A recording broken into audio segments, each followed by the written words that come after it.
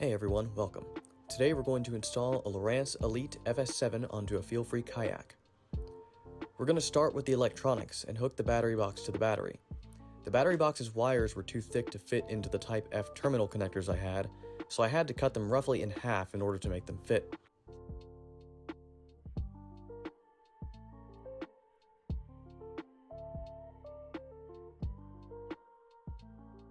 From there, I attached and crimped down the Type F connectors and sealed them with heat shrink tubing that I had slipped on earlier.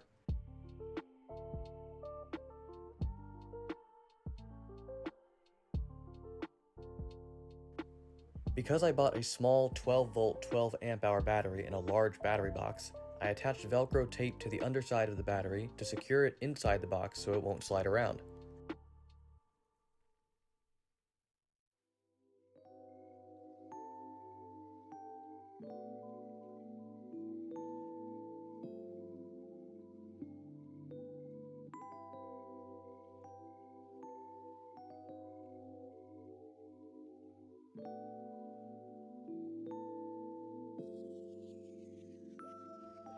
I then attached the battery box wires to the terminals.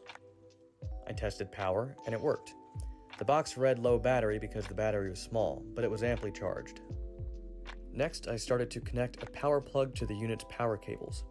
I chose an AC car adapter for ease of connection and removal on day trips. It makes it easier to install and remove the battery box than a more permanent connection. However, I can't vouch for the watertightness of this method, so I may change this in the future. First, I hooked the positive wire to the 3-amp fuse socket that came with the unit. Because I can't solder to save my life, I used sleeve connectors and sealed them with heat shrink tubing.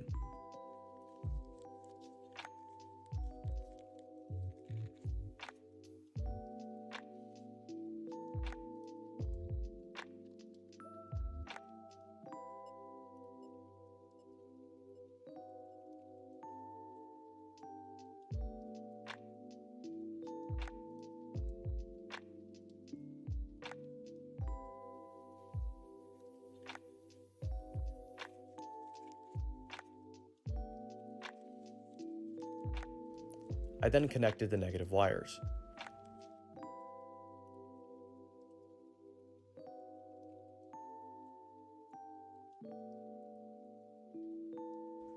Afterward, I inserted the 3-amp fuse into the fuse socket.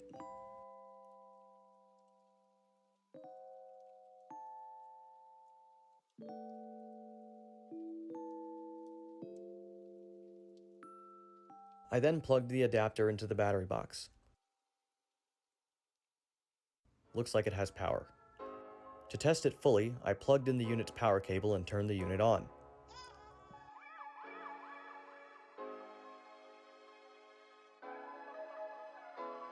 With electronics handled, I went on to mounting.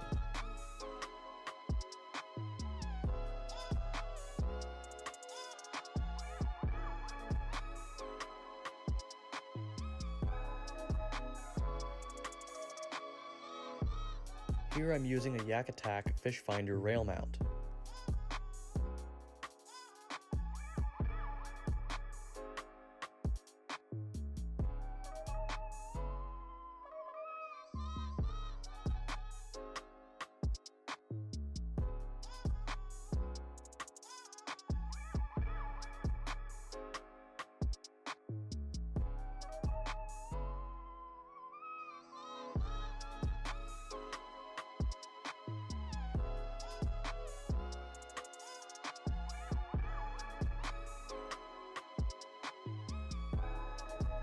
For the transducer, I'm using a Yak Attack Switchblade transducer arm.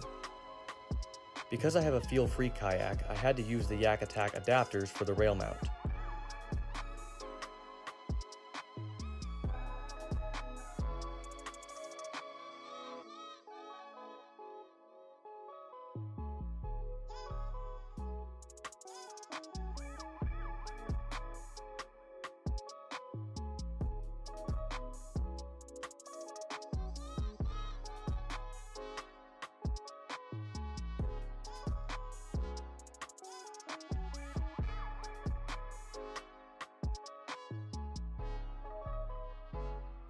After attaching the transducer to the mount, I realized that it wasn't built for standard kayak transducer mounting gear.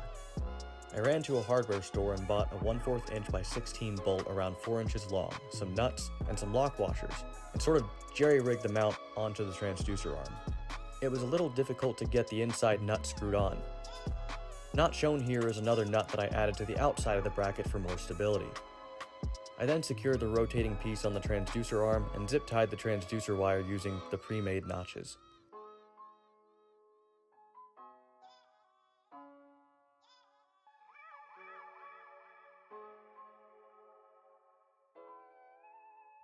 After messing around with the transducer arm, I realized it was too long, so I removed the middle portion.